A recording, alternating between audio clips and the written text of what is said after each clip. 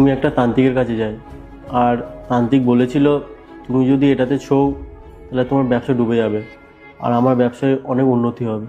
প্রীতিশ, তুই কি ভুলে গেছিস যে বাবা আমাদেরকে কি শিখিয়েছিল?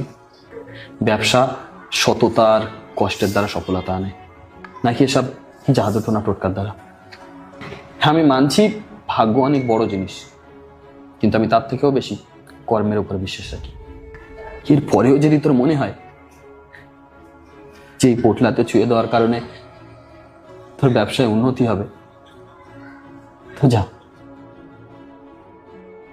ছুঁয়ে দিলাম আমি পোটলা। এবার তোর এর সাথে যা কিছু করা করিস।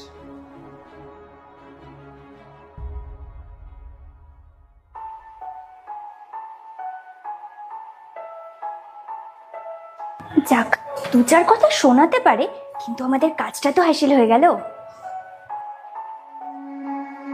চলো এবার এটাকে বাইরে ফেলে আসি।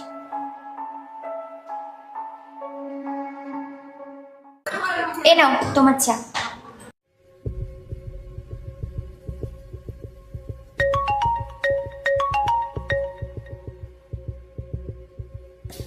হ্যালো,